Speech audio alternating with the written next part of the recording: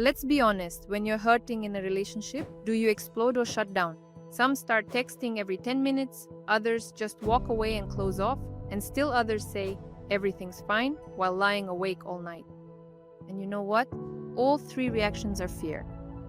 It just looks different for everyone. My name is Valentina Lipskaya. I'm a clinical psychologist and gestalt therapist, and today I'll tell you why we lose ourselves specifically with those closest to us, why love triggers our deepest anxieties, and what we can do about it. And at the end of this video, I'll share something that usually really surprises people. Today, you'll learn why the brain sees a relationship threat as a survival threat, how this anxiety lives in the body, and why you might not notice it for years, what your attachment style is, and what to do with it. First, a few numbers. Every year, hundreds of thousands of couples divorce. But here's what's interesting. Studies show that most of these divorces happen not because people stopped loving each other, but because they couldn't handle what was happening inside them. The anxiety, the feeling of rejection, the broken connection. In other words, people loved each other, but the fear was louder. This anxiety is exactly what we're going to talk about today. Now, for the science, because I want you to understand, this isn't about personality or compatibility. In 1969, psychologist John Bowlby described attachment theory. The essence is simple. Humans are biologically programmed for emotional connection with another person. It's not a weakness, it's evolution. When a connection is threatened, the brain activates anxiety. Literally the same mechanisms as with physical danger. The same areas, the same hormones. A University of Virginia study showed that when a person is threatened with an electric shock but holds a loved one's hand, anxiety levels drop sharply just from the touch. Think about that. Another person literally regulates your nervous system. A partner isn't just someone you feel good with, they are a biological anchor of safety. And so when this anchor is suddenly threatened, the brain reacts as if you're in danger, not metaphorically, but physically. Your partner is late or didn't give you a heads up. Your partner went silent after a fight, gave a short reply, not like usual. For some people, this means nothing, but for others, panic sets in inside. And it's not being hysterical, it's neurobiology. Now, here's a fact that really made me stop and think back then. The attachment style formed in childhood with parents, partners, and loved ones is replicated in adult relationships with an accuracy of, would you believe, 70 to 80%. How you reacted at 2 or 3 years old when your mom left the room largely determines how you react now when your partner doesn't pick up the phone. You're not going crazy, you're just replaying an old survival strategy, the one that used to help you. Except now the context is completely different. In Zen, there's a feature for analyzing your chats. You upload a dialogue and get a breakdown of where conflict starts, where there's anxiety, and where there's defense.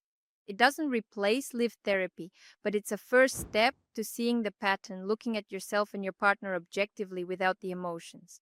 If this kind of support resonates with you, the link to the app is in the description. Now for the practice, something you can start using right today. The technique is called pause and name. Step 1 is to stop. Put your feet on the floor. Take one slow breath in. Step 2 is called emotional precision. Name the emotion precisely. I feel fear, or I feel rejection, or I feel loneliness. Psychologist Matthew Lieberman proved that when we label an emotion with words, activity in the amygdala, the fear center, decreases. A word isn't just a word, it's physiological regulation. Step 3. Tell yourself internally, this is my old reaction. It came to protect me, but right now I don't need it. I don't need this rescue story. 3 steps take just 1 minute, but they break the automatic reaction. Fear in relationships isn't just thoughts, it's primarily the body. When attachment anxiety is triggered, the body usually reacts quickly. The throat tightens, pressure appears in the chest, and tension in the stomach. If you recognize this, you're not oversensitive. Your nervous system is just doing its job. Many people live with this for years. It becomes the background. It is just always a little bit anxious, just always a little bit tense around him or around her.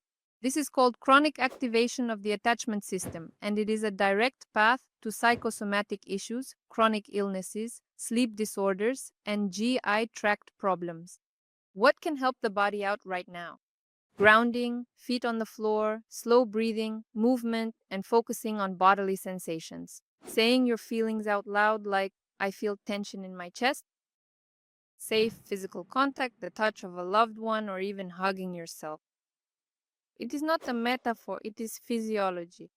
Now, I will briefly talk about the three main attachment styles. Try to recognize yourself in them, and if you want to define your type more accurately, you can take a short test. The link will appear on the screen now. The first is the anxious type. You react sharply to any change in your partner's behavior. Didn't reply quickly, already anxious. You write again and again, analyzing every word. The core belief is, I am not good enough, I might be abandoned, I need to hold on tighter. Outwardly, jealousy, control, demanding attention, resentment. Underneath is fear, just a very loud one. The second is the avoidant type. When it gets close and vulnerable, you shut down, withdraw into yourself, and say, everything is fine, when it is actually not. The core belief is, if I open myself up, I will be rejected. It is better not to need. Outwardly, coldness, unavailability. I do not need any help. Underneath is also fear, just a quiet one. The third type, you simultaneously want closeness and fear it. You pull them in and push them away. Being close is good and unbearable at the same time. This style is most often formed when, in childhood, the source of safety and threat was one and the same person. Important, none of these styles is a life sentence. Attachment changes through the experience of safe relationships, through therapy, through mindfulness. Remember, I promised to say something unexpected? Well, here it is. We are used to seeing fear in relationships as a problem, something very scary that we must get rid of, a sign of weakness or immaturity. But in reality, if you are afraid of losing this person, it means they are important. Fear arises where there is a real sense of value. People who are never afraid in relationships are usually not very attached to them. Fear is not the enemy of intimacy, but a signal that you love, that you have something to lose. The question is not how to stop being afraid. The question is how not to let fear control your actions.